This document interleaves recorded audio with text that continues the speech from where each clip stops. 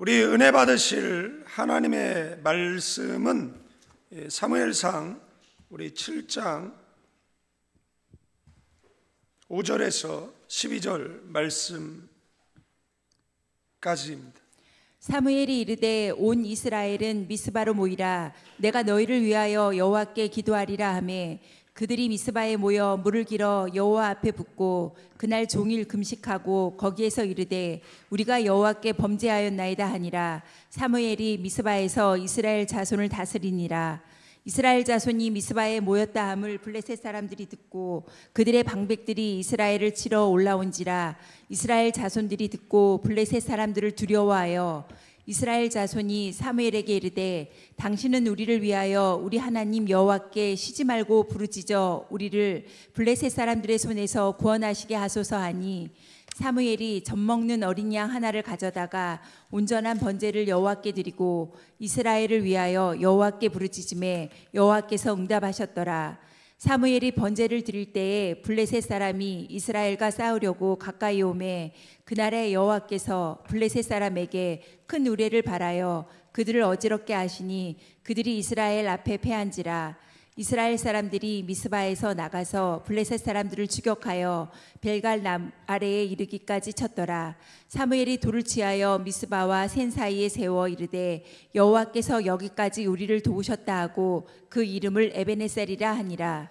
아멘. 우리 오른손 높이 성경책 드시고요, 저를 따라 기도합니다. 이것은 나의 성경책입니다. 하나님께서 내게 주신 것입니다. 나는 이 성경이 말하는 사람입니다. 나는 이 성경이 가지고 있다는 것을 가지고 있습니다. 나는 이 성경이 할 수 있다는 것을 할 수 있습니다. 오늘 설교자를 통하여 하나님의 말씀을 듣는데 겸손히 받아들여 반드시 변화받을 것을 예수님의 이름으로 기도합니다. 아멘. 우리가 사무엘에 관해서 이미 두 가를 진행했고 이 내용은 약간 중복되는 그런 내용이 있는데 빠진 내용이 있어서 보완했습니다. 나중에 교환을 다시 만들 때에는 이 세 가를 합쳐서 아마 두 가로 아마 정리가 될 듯 합니다. 이스라엘은 이 사사 시대의 말기에 접어들면서 영적으로 깊은 이 타락과 그리고 혼란 가운데 있었다라는 것입니다. 그 시대를 규정하는 문장은 각기 자기 소견에 옳은 대로 행하였더라는 이 말씀처럼 하나님을 왕으로 인정하지 않고 그 제멋대로 살아가는 시대였음을 알 수가 있습니다. 우리가 과거에 사형리를 배울 때 내 마음의 왕자에 누가 앉아 있느냐라는 것이죠. 사탄이 앉아 있으면 사탄의 종이 되는 것이고 자신이 앉아 있으면 자신이 주인된 그런 사람이죠. 그러나 그 마음의 왕자를 예수님께 내어드려야 한다라고 사형리 우리가 배우죠.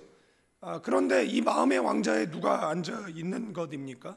하나님이 앉아 있지 못하도록 배척하고 자기가 앉아 있거나 아니면 우상이 앉아 있거나 아니면 사탄의 그런 지배 아래 있는 시대, 그래서 그 시대를 가리켜서 성경은 사사 시대, 왕이 없으므로 백성의 소견에 옳은 대로 행하던 시대, 이렇게 문장으로 표현하고 있습니다.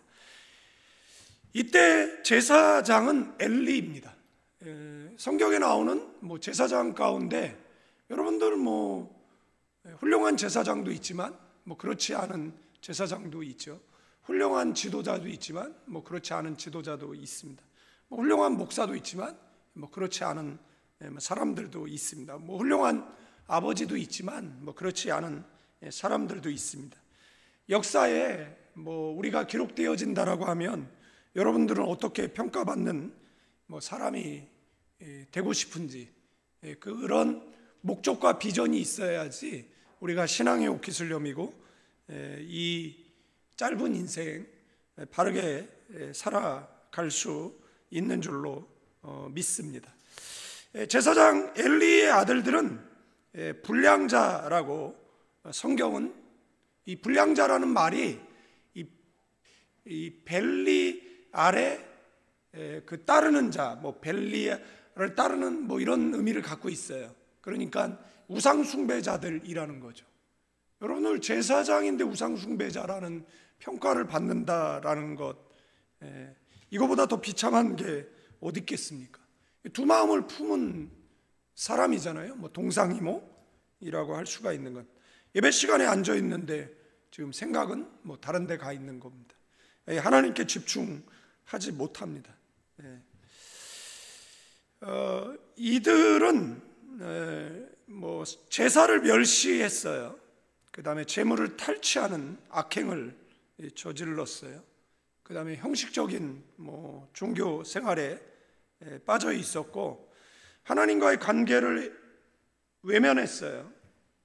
하나님은 이처럼 이 부패한 그 엘리 가문, 그리고 그 백성들 전체의 죄악을 책망하셨어요.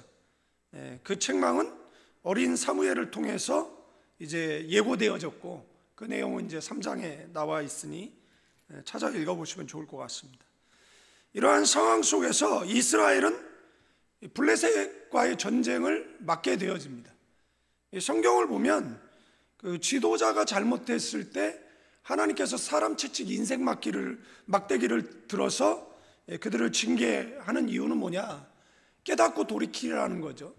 만약에 이때 돌이키지 않으면, 성경도 이렇게 뭐 옛날에 아는 목사님이 표현하기를 이제 회초리, 막대기, 그 다음에 몽둥이, 뭐 그 다음에 철장, 뭐 이렇게 표현을 했는데, 뭐 처음에는 말로 이렇게 권면하죠. 그러니까 옆 사람에게 말로 할 때 듣자. 그러니까 성경 읽었을 때 오는 감동에 순종하셔야 됩니다. 그리고 말로 들으면 자존심이 상하잖아요. 회초리로 맞고 들으면 안 되잖아요. 몽둥이로 맞고 들으면 안 되잖아요. 무엇인가 큰 손해를 보고 그때서야 돌이킨다? 참 안타깝죠. 그러면 안 되잖아요. 그런데 뭐 철장? 그때는 소용없죠. 이제 끝난 것이기 때문에 소용이 없어요. 그러니까 손가락이 나타나서 벽에 메네메넬 데겔 우바르신이라고 쓸 때 부복했어야죠. 그러나 그것은 철장이 되어지고 결국은 나라는 멸망해 버리고 마는 내용들이 이렇게 성경에 나오게 되어지는 겁니다.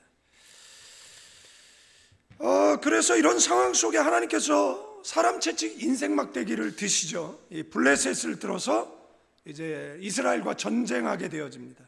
이거는 단순한 민족 간 충돌이 아니에요. 하나님께서 이 타락한 백성을 깨우시기 위한 징계의 시작입니다. 그래서 우리가 인생 살아가면서 벌어지는 모든 일에 우연은 없습니다. 어제의 삶에 심은 결과가 오늘이에요. 그리고 오늘 무엇을 심는가가 이제 우리의 미래를 결정하게 되어질 것이다라는 겁니다. 그래서 기도를 심으시고 예배 심으시는, 신앙을 심으시는 저와 여러분들 되기를 축원드리겠습니다. 전투에서 패하죠. 왜 그렇습니까? 전술 부족인가요? 그렇지 않습니다. 회개하지 않았기 때문에 패하게 되어지는데, 문제는 뭐냐면 법궤, 그러니까 법궤를 그 부적처럼 가지고 나간 겁니다. 옛날에는 드라큘라 이렇게 영화들, 소재로 한 영화들을 보면 이렇게 십자가를 이렇게 딱 들면 드라큘라가 막 이랬어요. 그러다가 그 다음에 이제 또 드라큘라 영화가 어떻게 발전하냐면, 십자가를 들면 믿음을 가지고 들어야지, 없는 건 필요 없어. 그러고서 이제 그 사람을 이제 목을 이제 물죠. 지금은 어떻게 돼 있죠? 지금은 뭐 악이 승리하는 것으로 이렇게 허리우드 영화들은 그렇게 영화를 제작하고 하고 있어요. 그러니까 믿음 없는 사람이 든 십자가는 뭐가 되는 거죠? 부족이죠. 그러니까 믿음 없는 자들이 하나님을 섬기지도 않는 이 우상 숭배자들이 들고 나간 법궤는 부족으로 전락해버리고 많은 것이잖아요. 그런데 그 법궤는 어떤 것입니까? 하나님의 임재를 상징하는 것이잖아요. 그러니까 우리의 무능력은 예수 영광도 가리고, 여러분들 자식의 문제를 가지고 예수님의 제자들에게 나아가잖아요. 그런데 제자들이 못 고칩니다. 그래서 변화산에서 내려오는 예수님과 만나잖아요. 무슨 일이냐, 왜 변론하느냐, 이 말은 이제 왜 싸우냐, 이제 이 말이거든요. 그때 당신 제자들이 소문에 능력 있다라 그래서 능력 있는 줄 알았던데 별 볼 일 없다는 겁니다. 그러면서 예수님께 뭐라고 얘기합니까? 당신이 할 수 있으면 해보라는 거죠. 그때 예수님이 뭐라고 이야기합니까? 할 수 없거든이 무슨 말이냐, 믿는 자에게 능치 못할리라. 근데 이 아버지는 바로 깨닫습니다. 내가 믿나이다라고 고백합니다. 그리고 그 아이를 고쳐주죠. 그리고 조용히 예수님께 물었을 때 예수님이 뭐라고 이야기합니까? 기도와 금식 외에는 이런 유가 나가지 않는다라는 거죠. 제자들은 얼마 전까지 병자를 고치고 귀신을 축사했는데 왜 지금 못하느냐라고 얘기했을 때 예수님이 하신 말씀은 기도와 금식 외에, 그러니까 능력이 영원한 것이 아니라는 거잖아요. 그러니까 이 능력이 계속해서 활동할 수 있도록 너는 기도하는 것과 금식해야 된다라는 거죠. 그래야만 능력이 머물러 있을 수 있는 거잖아요. 호롱불에 기름을 채우지 않으면 호롱불은 꺼지고 말 거잖아요. 그러면 거기에다가 뭘 또 채웁니까? 계속해서 기름을 채워야 되는 것이잖아요.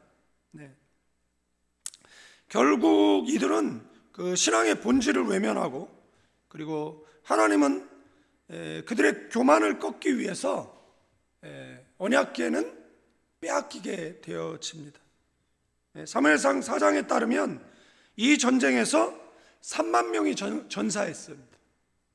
홈리와 비느하스도 죽습니다. 이 소식을 들은 엘리도 충격을 받아 죽습니다. 그의 며느리는 해산하며 아이 이름을 이가봇, 영광이 떠났다라고 짓고 비통합니다. 이 사건은 하나님의 영광이 이스라엘에게서 떠났다라는 그런 상징적 선언이라고 이렇게 볼 수가 있습니다. 6장 19절에서 이렇게 쭉 내용을 보면 이 법궤가 다시 이스라엘로 스스로 돌아옵니다. 빼앗긴 법궤를 가서 찾아오는 게 아니에요. 여러분들 이 법궤가 머무는 곳에는 다곤 신이 쓰러지고 재앙이 계속 임하죠. 그래서 블레셋의 주요 도시를 돌다가 결국은 그 베세메스로 가는 그죠? 실려서 그 다음에 오게 되는 거죠. 그러니까 법궤의 능력이 스스로 돌아오는 겁니다. 여러분들 우리가 성경을 변명할 필요가 없죠. 성경은 스스로 변증합니다. 우리의 얄팍한 지식으로 변증할 필요가 없습니다. 오히려 성경을 공격했던 사람들이 옳지 않음이 역사 속에 수천 년에 걸쳐서 드러나고 언제나 성경이 옳았다라는, 성경이 진리였다라는 것이 입증되어지고 있지 않습니까? 언약궤가 돌아오고 이제 20년이라는 세월이 흐릅니다. 그러면 20년 동안 법궤는 물론 이제 옮기려고 했지만 여러 가지 사건들이 일어나고, 이 법궤는 그 아미나답 집에 20년 동안 이제 머물게 되어지는 겁니다. 그런데 법궤는 어디에가 있어야 되는 거죠?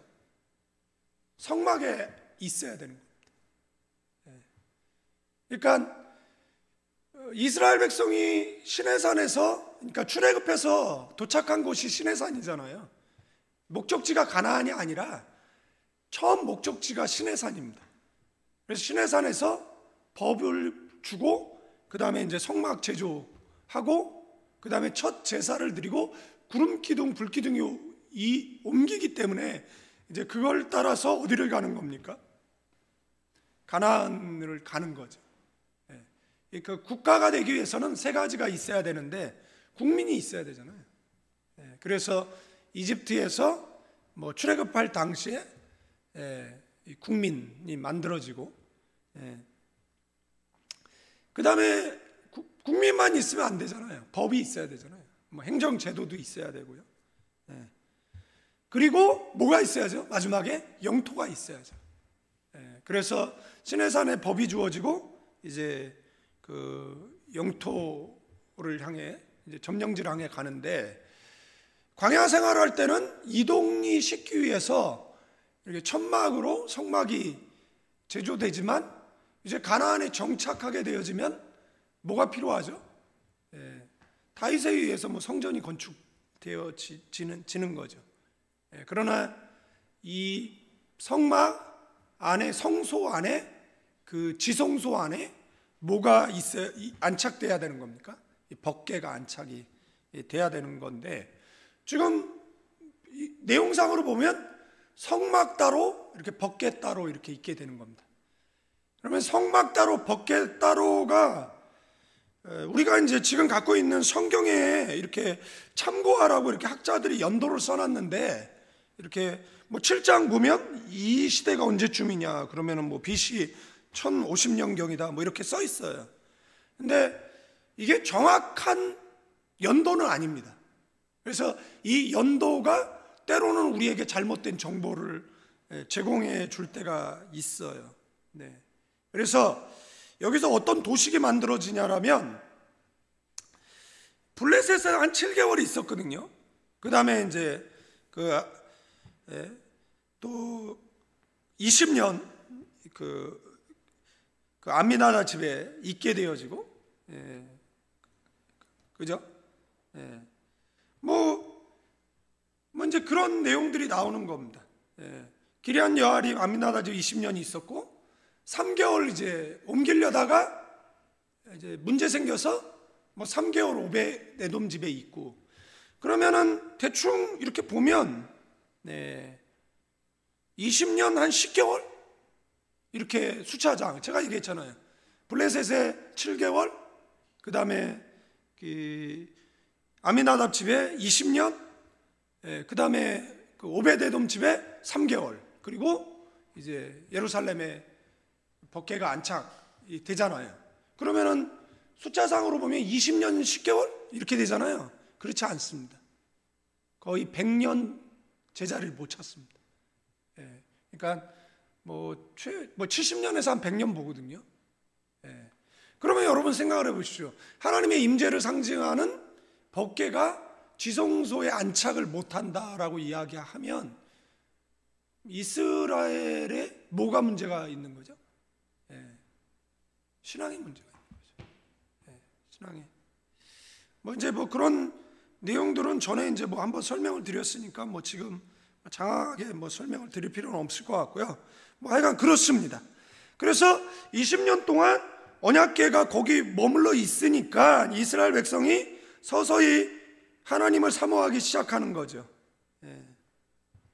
그래서 이제 사모하는 마음이 무르익었을 때 사무엘을 통해서 이제 미스바로 이제 모이게 되어지는 거죠.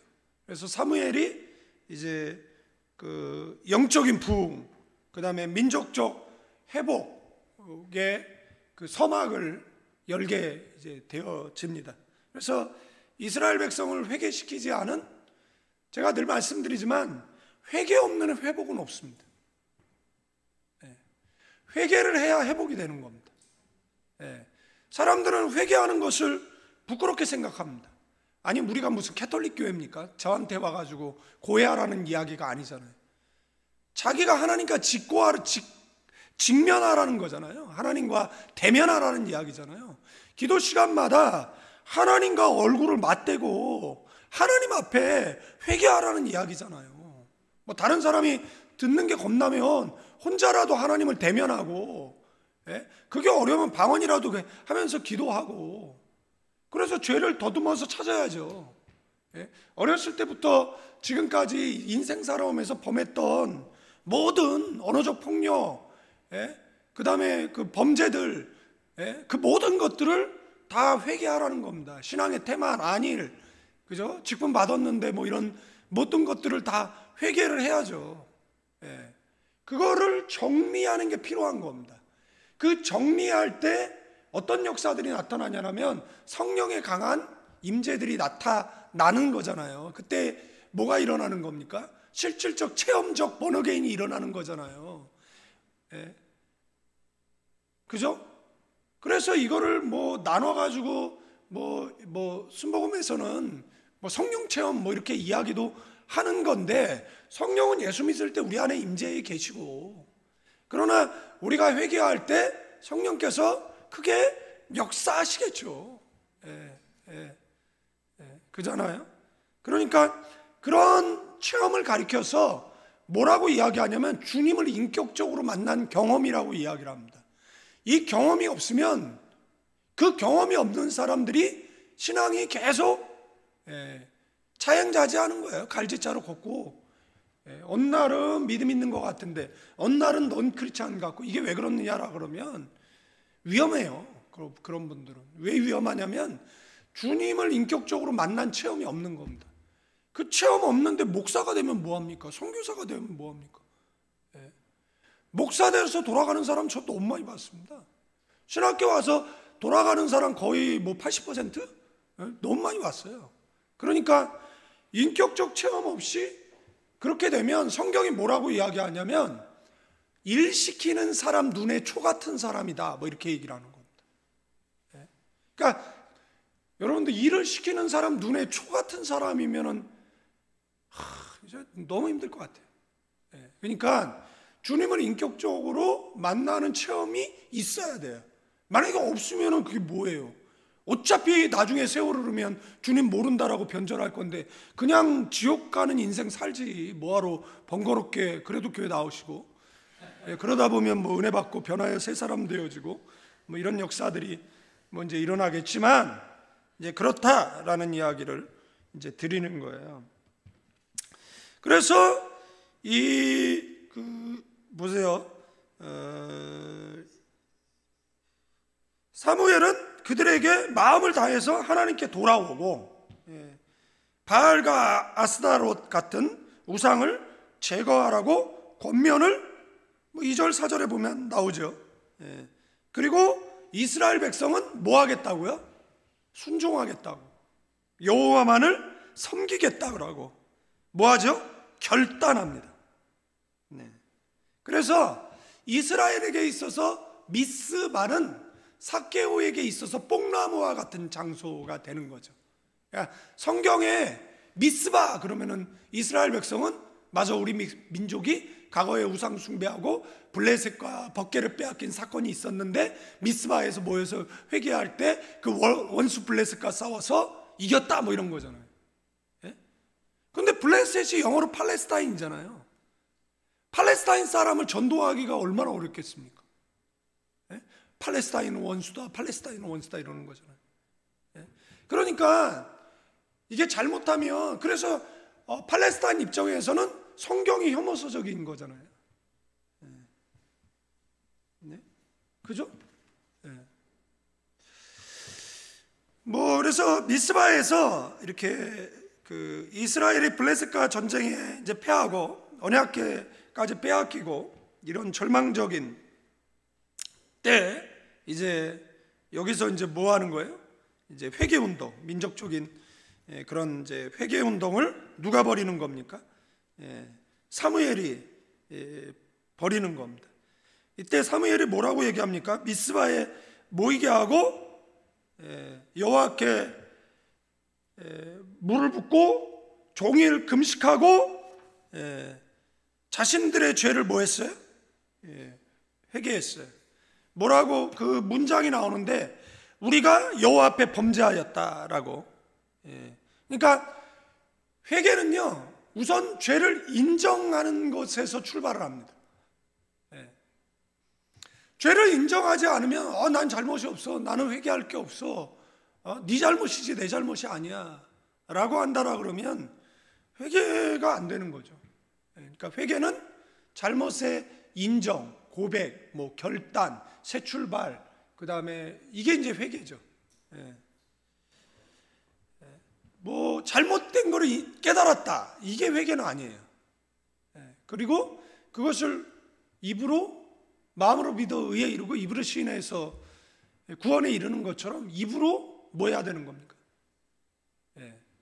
이것이 신부 앞에 가서 하는 고해가 아니라 하나님 앞에 하라는 이야기를 하는 거예요. 하나님 앞에 하라는 겁니다. 하나님 앞에. 여러분들 캐톨릭도 사람 앞에 하잖아요. 마음 수련원이라고 있잖아요. 얘네들은 이제 토설이라고 해가지고 그 등록하면 이제 방에 가가지고 거기 벽 보고 하라고 얘기를 하는데 결국에는 이 토설이 아주 끈끈한 공동체를 형성합니다. 그러니까 이 방법을 교회 안에 갖고 들어와 가지고 이제 교회에서 이거를 사용하는 사람들이 있습니다. 저기 천안인가 어디에 있는 그 미친 장로놈이 하나 있는데 그 놈이 이제 토설이라는, 그리고 처음엔 토설, 성경에 딱 한 번 나와요. 토설이라는 단어가. 여러분들 죄는 저한테 고백하는 게 아닙니다. 죄는 하나님 앞에 하는 겁니다. 교회에 뭐 프로그램으로 그따위 것들을 한다라고 해가지고 여러분들 그런 거 하지 마세요. 그런 거 하지 마세요. 대부분 그런 거 하는 선교단체 굉장히 많습니다. 그래가지고 그래서 뭐 자기 시원함을 느끼고 뭐 했다 그러는데, 그래서 그걸 자꾸 유도하는데 그게 그렇게 성경적이지 않습니다. 그냥 목회의 뭐 하나의 방법이란 뭐 이런 것들로 할 수는 있는데, 그렇게 해볼까 우리도 부흥을 위해서. 그런 거 하지 말라라는 겁니다.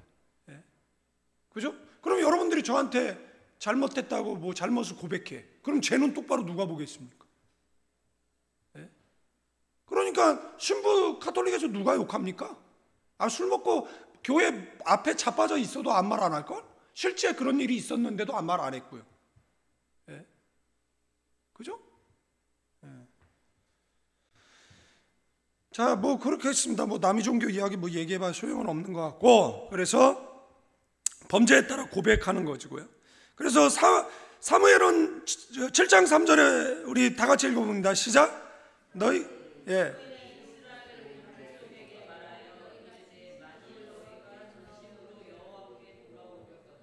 이방신들과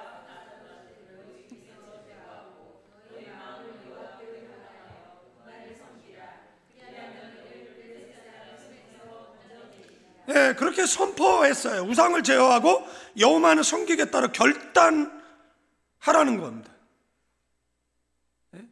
이것을 위해서 미스바에 모였고 물을 길어서 여호와께 붓고 금식을 시켰고, 그 다음에 범죄에 따라는 이 고백을 회개하도록 이렇게 했다라는 것입니다. 그래서 여기서 가장 중요한 이 구절이 이 6절이잖아요.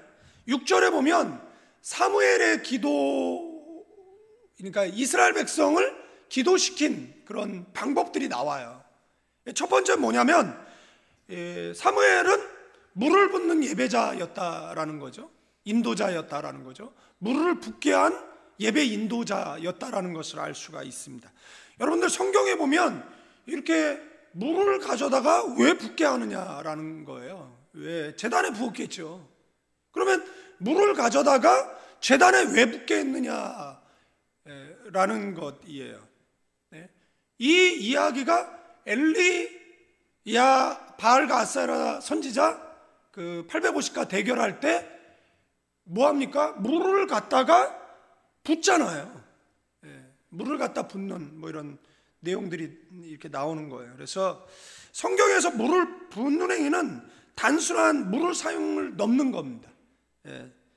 깊은 상징성, 신앙적 의미를 지닌 중요한 행위로 등장하는데, 이 행위는 마치 물을 부어 쏟듯이 자신의 마음 전부를 하나님 앞에 뭐 하는 거예요? 토로하며 회개하여 드리는 그 헌신을 상징한다라는 겁니다. 이 말이 신약에 오면 빌기를 다했다, 이런 표현이잖아요. 그러니까 제단에다가 물을 쏟듯이 내 마음을 하나님 앞에 다 쏟아드렸다, 뭐 이제 이런 의미가 이제 있는 것이고요. 그리고 또 두 번째는 뭐죠? 자신 안에 있는 온갖 더러운 생각과 그런 죄악들, 그 회개를 통해서 다 쏟아냈으면 이제 어떤 상태가 되는 겁니까? 비어진 상태가 되는 것이잖아요. 그러면 그 비어진 상태에 깨끗한 무엇을 받아야 돼요? 은혜를 받을 수 있는 준비 상태가 되어진 것이다라는 것입니다. 그래서 이것은 하나님께 드리는 어떤 전적인 헌신, 그리고 그 회개를 상징한다라는 것이고요. 그 다음에 이 당시에 물은 굉장히 귀한 자원이었다라는 것입니다. 물이 그렇게 흔한 것이 아니에요.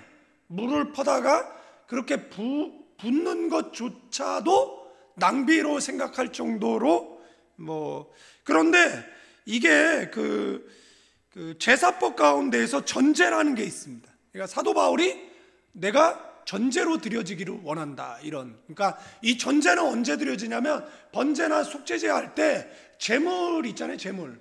그 제물에다가 포도주를 왕창 붓는 겁니다. 그 상징은 뭐죠? 예수 그리스도의 십자가의 죽음을 상징하는데, 사도 바울이 이런 이야기를, 내가 전제로 드려지기를 원한다, 뭐 이런 표현들은 뭐냐면, 사도 바울은 자기의 순교를 알았어요. 하나님 나라를 위해서 내가 순교하기를 원한다, 뭐 이런 표현이 되어진다라는 겁니다. 그래서 이 물을 붓는다, 이것은 전제적 의미가 있는 겁니다. 아시겠죠? 그러니까 한자로 전제인데, 이게 영어로 그냥 간단해 드링크 오퍼링입니다. 아시겠죠? 네, 그렇습니다. 그래서 성경에 이런 내용들이 나와요. 엘리야의 물 붓기 사건, 열왕기상에 나와 있는 거 여러분들 아시죠? 그 다음에 그렇습니다. 그 다음에 장막절, 신약에 와서 장막절에 물을 기르다가 금주전자의 그 제단에 붓는 의식이 나와요. 이게 이사야 12장 3절 이런 데 나오는데, 이것이 상징하는 것은 생수의 근원이 예수님임을 이렇게 상징한다라는 것, 기억하시기를 바라고요. 그 다음에 계시록에 가면 그 동일한 메시지가 있는데, 21장 6절 7절에 보면 내가 생명수 샘물로 목마른 자에게 값없이 주리니 나는 그의 하나님이 되고 그는 내 아들이 되리라. 그래서 이 의미는 뭐다라고 그랬죠. 제가 한 세 가지 정도를 문장으로 설명드려 나누지는 않았지만, 먼저 뭘 하는 거죠? 내 속에 있는 모든 죄악을 쏟아낸다라는 의미가 있다라는 겁니다. 이것은 이제 헌신을 상징한다, 온전한 회개를 상징한다, 이 정도 기억하시면 될 것 같고요. 그 다음에 금식을 시켰어요.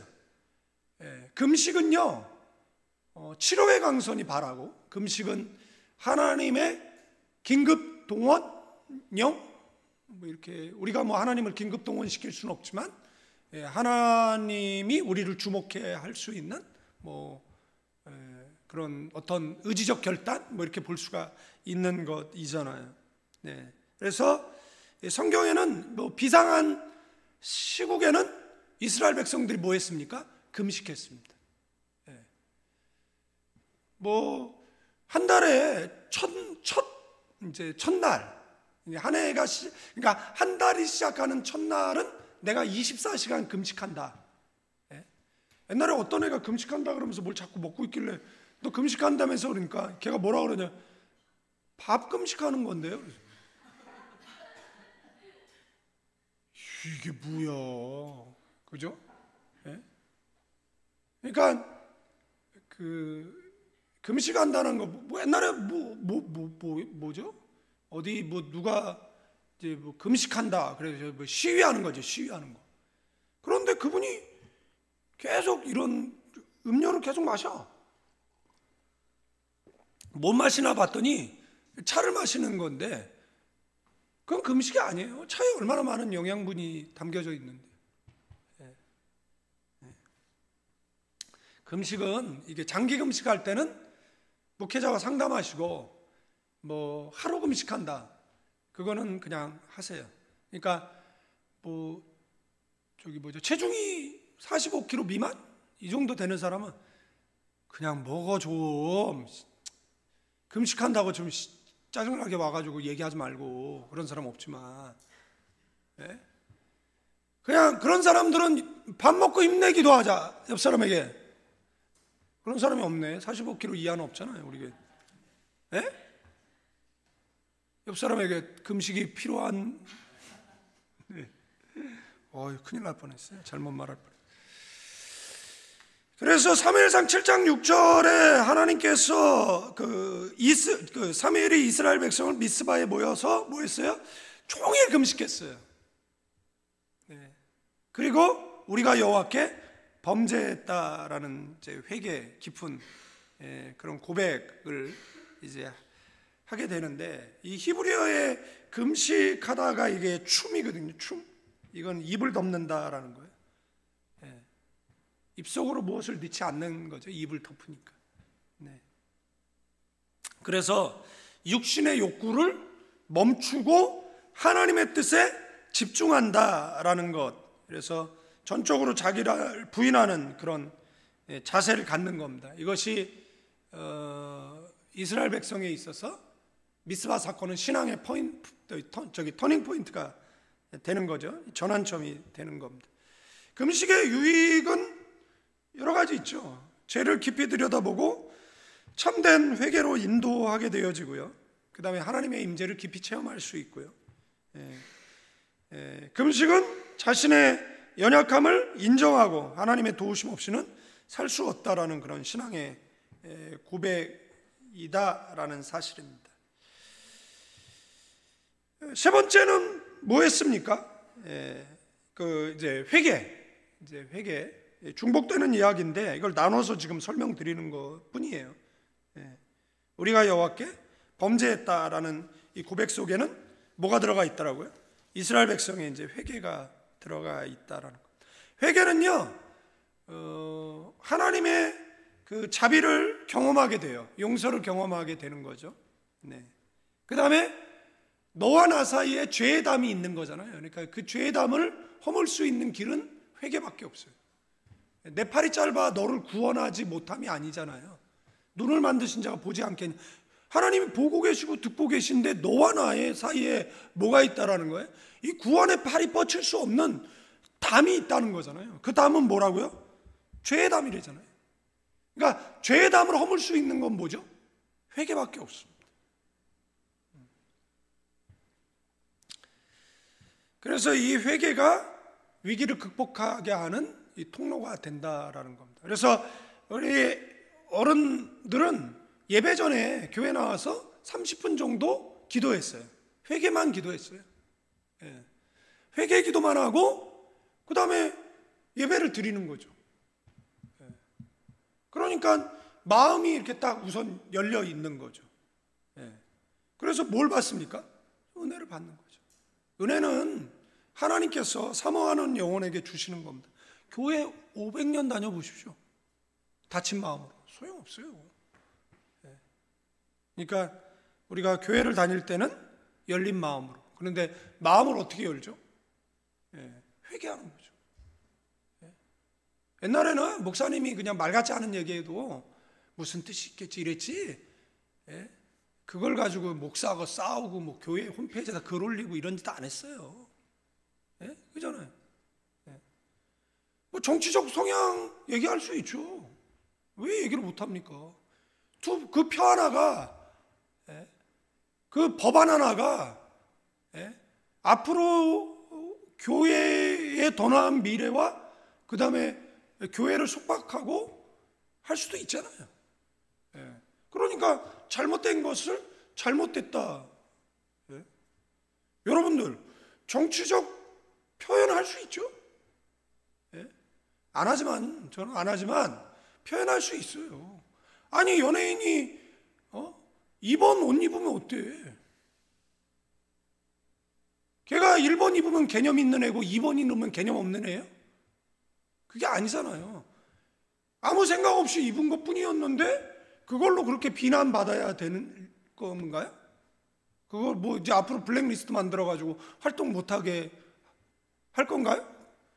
그러니까 민주국가에서는 표현할 수 있는 것까지도 표현을 하지 말라라고 하면 뭐 전체 국가야? 우리나라가 공산주의를 삽니까? 표현하려고 한 것도 아니지만 그냥 일본 여행 가가지고 자기가 좋아하는 브랜드 입었는데 공교롭게 번호가 써 있다. 그래가지고 입에 담지 못할 그런 욕을 먹어야 되는 겁니까? 그러면 그런 거 공격하는 애들은 도대체 뭐죠?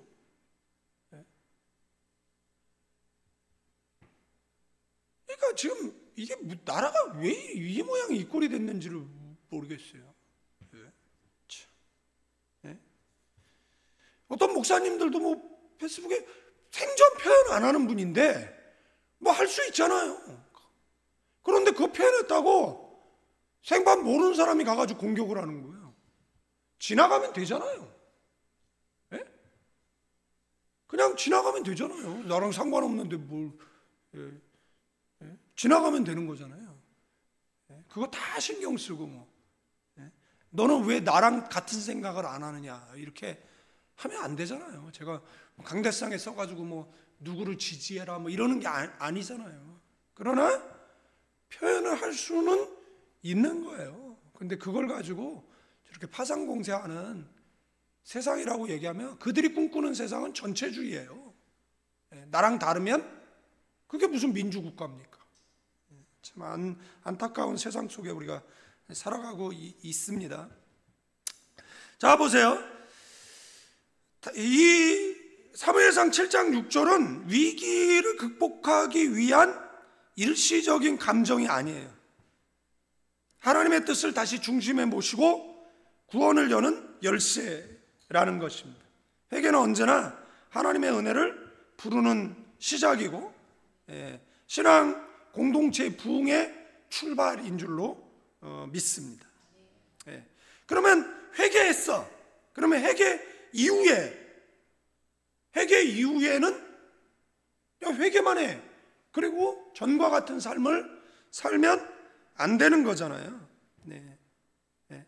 회개 이후에 나오는 문장이 뭐냐면 사무엘이 미스바에서 이스라엘 자손을 다스리니라. 이 말은 뭐죠? 사무엘의 다스림을 받겠다. 이 말은 뭐냐면 사무엘은 누구죠? 하나님이 세운 종이잖아요. 이 말은 뭐냐면 하나님의 통치를 받겠다라는 겁니다. 아멘. 그래서 그 문장이 들어가 있는 거예요.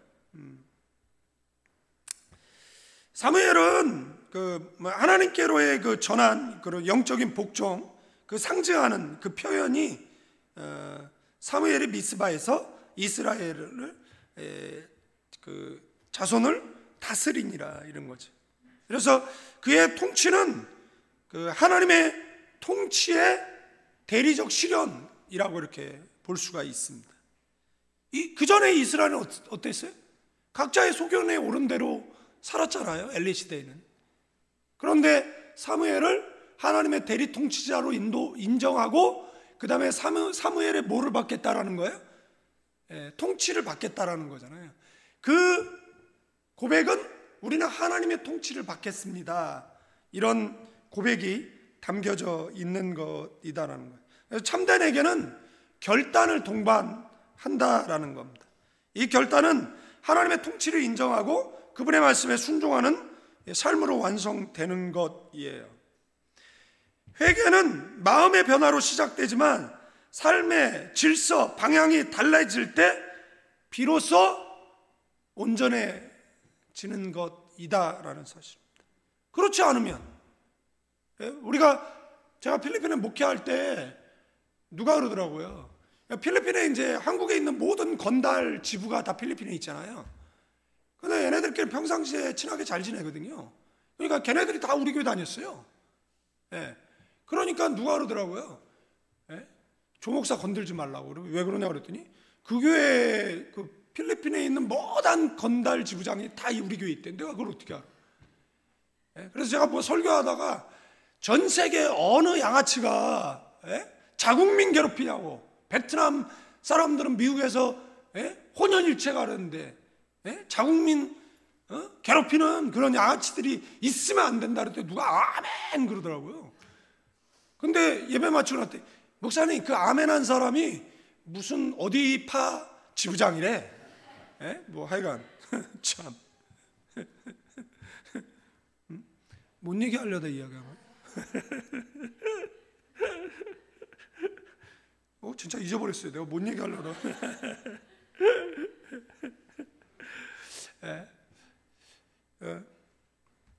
백성의 소견에 옳은 대로 살면 안 되죠. 누구의 통치를 받아야 돼요? 하나님의 통치를 받아야죠. 가정에는 가장의 지도를 받아야 되고, 교회에서는 목회자의 지도를 받고, 지도자로 세웠으면 따르고, 그렇게 해야죠. 뭐 잘못된 지도자, 음주운전하는 사람에게서는 운전대를 빼앗아야죠. 네, 그렇습니다. 그래서 그 미스바의 해결은 그 사무엘의 통치를 받아들이는 것이 이스라엘이 다시 하나님의 백성으로 돌아가 하나님의 통치 아래 거하겠다는 신앙의 이런 결단, 그런 실천. 제가 아까 아침에 그 건달 이야기한 건 뭐냐면 어떤 분이 그러더라고요. 목사님, 쟤네 교회 나오는 거 감사한 일일지 모르겠는데 쟤네들 교회 나와서 회개하고 그 다음날 더 나쁜 짓 해요 이러더라고요. 그게 뭐는 회개예요? 그건 회개가 아니잖아요. 쟤네들 마음에 위안받기 위해서 오는 거예요, 목사님. 그러니까 그분 얘기는 뭐냐면 쟤네들 교회 나오면 안 돼요, 뭐 이런 이야기예요. 제가 세상에 듣기 싫어하는 게 옛날에 자기 건달하다가 뭐 회심했다 이런 이야기 진짜 듣기 싫어하거든요. 그 옛날에 건달하는 게 뭐 자랑이야? 여러분들도 뭐 청소년 때 뭐 폭력적으로 살고 뭐 누구랑 싸우고 뭐 몇 대 1이랑 이기고 뭐 그게 자랑입니까? 부끄러운 이야기죠. 그런 거 자랑하지 말고 우리 아내는 왜 날 보고 웃는지 모르겠네. 그런 거 자랑하지 말고 우리 그냥 믿음으로 살고 그걸 자랑해야죠. 그런 걸 자랑해야죠.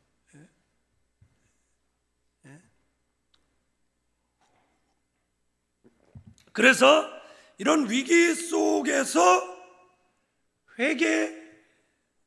회개했어요. 금식했어요. 하나님 앞에 제단에 물을 쏟아 부었어요.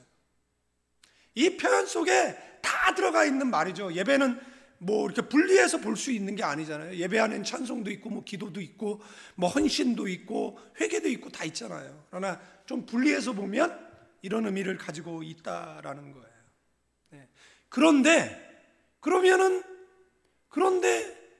위기가 찾아온 겁니다. 그러니까 우리가 믿음으로 살면은 인생에 그냥 승승장구만 하고 위기는 안 찾아와야 되는 거 아닌가 이렇게 생각할 수 있잖아요. 그런데 미스바에 모여서 금식하고 회개하고 있는데 오랜만에 영적 침체에서 벗어나서 하나님을 가까이 하려는 믿음의 첫 발을 내디디려고 하는데 이걸 누가 방해하는 겁니까? 사탄이 블레셋을 동원해서 그들이 미스바에 모였다라는 소식을 듣고 이것들이 전쟁을 일으키려나 보다 뭐 이제 오해겠죠.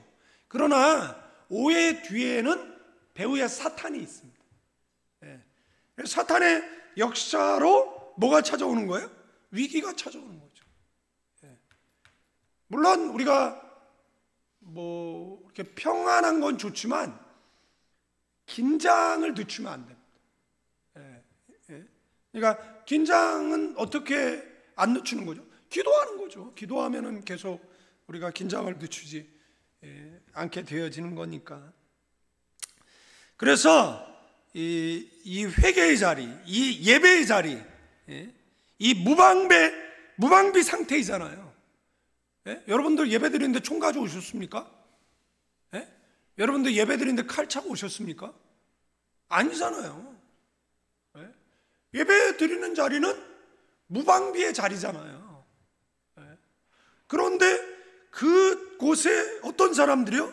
무장하고 쳐들어오는 거잖아요. 그러면은 이길 수 있습니까? 이기지 못하죠. 그래서 이스라엘 백성들이 진정한 회개를 했다라는 걸 어떻게 아느냐라면 이들의 고백에서 알 수 있는 겁니다. 7장 8절 다 같이 읽어볼까요? 시작. 이스라엘 자손이 사무엘에게 이르되 당신은 우리를 위하여 우리 하나님 여호와께 쉬지 말고 부르짖어 우리를 블레셋 사람 손에서 구원하게. 아멘. 이거는 뭐죠? 전적으로 하나님만 믿겠습니다. 전적으로 하나님만 신뢰하겠습니다. 여러분들 이 장면 어디서 많이 보던 거 아닙니까? 여호수아가 그 아말렉과 전쟁했을 때 모세가 산에 들어가 손들어 기도할 때 손이 내려오면 지고 올라가면, 그러면 어디가 전방이죠? 여호수아가 싸우는 전쟁터가 전방입니까? 어디가 선교지의 전방이죠? 필리핀 선교지가 전방입니까? 여기가 전방입니까? 여기가 전방이에요. 영적으로는 여기서 이기면 선교지에서 이기는 겁니다. 기도의 자리에서 승리하면 선교지에서 승전가가 울려 퍼지는 것입니다. 아멘. 그러니까 우리가 전 세계 모든 선교사를 책임질 수는 없잖아요. 우리에게 속한 분들을 위해서는 그 나눠드린 명단이 있잖아요. 생각나는 대로 기도해 주시고. 아멘. 저와 여러분 되기를 축원드려요. 이 요청은 단순한 요청이 아니에요. 하나님만이 유일한 구원의 주님을 인정하고 사무엘은 증거기도를 통해서 하나님의 자비 간구하는 신앙 고백이죠. 백성은 이제 무기를 의지하지 않습니다.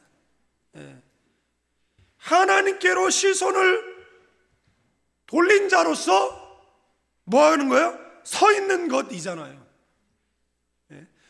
여러분들 농부가 밭을 갈다 잠시 멈춰서서 기도하는 그림이 있는데, 그때 이렇게 천사가 농부의 밭을 갈아줘요. 그 그림이 있어요. 이 캐톨릭에서는 농사의 성인인가 누구로 이제 지칭하기도 하는데, 그런데 저는 그 그림이 주는 메시지가 있거든요. 우리가 하던 일을 멈추고 잠시 하나님 앞에 기도할 때 하나님께서 우리의 인생에, 자녀의, 사업의 밭을, 교회의 밭을 갈아주실 줄로 믿습니다. 이스라엘 백성은 그 두려움을 회피하지 않았어요. 사무엘과 함께 기도로 위기를 넘어서는 길을 선택했습니다. 아멘. 멋진 예배죠. 시선을 블레셋에게 돌렸으면 그들은 두려움에 사로잡혔을 거예요. 그러나 그들은 하나님께 시선을 고정했어요. 그래서 담대할 수 있었습니다. 그러니까 하나님께서 어떻게 했어요? 여러분들, 이스라엘 백성은 하나님을 바라보지만 하나님 시선에는 이스라엘 백성도 보이고 블레셋도 보이는 거잖아요. 어디 감히 나한테 예배하는데 너네가 방해를 해? 그래서 하나님께서 그 전쟁에 임전하시는 거죠. 여기에 보면 사무엘이 번제를 드리며 하나님 앞에 간절히 부르짖는데, 이 번제를 가리켜서 온전한 번제 이렇게 얘기합니다. 여러분들, 우리의 예배가 온전한 예배 되어져야 됩니다. 그리고 본격적인 공격을 감행합니다. 그러나 그 전쟁은 이스라엘의 싸움이 아니었어요. 하나님께서 하늘에서 큰 우레를 발하고 블레셋 군대 대혼란을 일으키고 전적으로 하나님께서 싸우시는 전쟁이었어요. 구원이라는 단어가 계속해서 우리에게 이야기하는 것은 하나님의 선물이라는 겁니다. 구원은 우리의 쟁취할 수 있는 게 아니라는 겁니다. 구원은 하나님께서 주시는 것이다라는 것, 자랑할 수 있는 것이 아니다라고 성경은 계속해서 이야기하는 거잖아요. 승리는 군사력이 아니죠. 하나님의 은혜에 있는 거잖아요. 이 장면을 명확하게 성경은 보여주고 있습니다. 그래서 하나님의 기도는 하나님의 능력을 움직이고 역사의 흐름을 바꾸고 그런 통로라는 것입니다. 하나님이 직접 싸우실 때 이스라엘 백성은 승리하게 되어져 있습니다. 하나님께서 다스리실 때 그의 백성은 회복 그리고 복락을 누리게 되어져 있는 줄로 믿습니다. 이 백성의 간구 그리고 사무엘의 간구를 통해서, 그러니까 이 사무엘 7장은 단순히 전쟁 이야기가 아니라는 것이죠. 회개하는 백성, 증보하는 지도자의 기도가 만날 때 하나님께서 어떻게 역사하시는지를 보여주는 그 장면이다라는 겁니다. 기도를 받는 사람이나 기도하는 사람이 용접 안 해보셨죠? 용접은 이게 쇠를 용접할 때 한쪽 전극을 철판에, 한쪽 전극을 용접봉에, 그러면 이 서로 물려있는 전극, 용접봉과 철판이 이렇게 맞닿으면 스파크가 일어납니다. 그래서 용접봉을 녹이고 두 개의 철을 하나로 붙여 놓습니다. 여러분들, 예수님께서 기도로 병자를 고치죠. 그러니까 한쪽 전극이 물려 있는 거잖아요. 그는 이제 신앙으로 반응했고, 예수님은 너의 믿음이 너를 구원했다라고 말씀해 주시고 고침받는 이런 역사들이 있는 겁니다. 그러니까 우리는 우리의 믿음을 하나님 앞에 보여드려야 됩니다. 아멘. 이스라엘 백성은 이스라엘 백성의 기도와 그 다음에 지도자의 기도가 스파크를 일으키게 되어지고, 하나님은 이 역사 속에 개입해서 이스라엘에게 승리, 이거는 이스라엘 백성이 싸워서 이긴 승리가 아니잖아요. 하나님께서 거저주신 승리잖아요. 그런데 이들은 뭘 거둡니까? 어마어마한 전리품도 거두게 되어지는 것이죠. 그래서 우리를 위하여 우리 하나님 여호와께 쉬지 말고 기도해 달라라는 이들의 그 신앙의 고백은 기적을 일으킵니다. 그리고 성경은 12절 결론적인 이야기를 하고 있는데 읽어볼까요?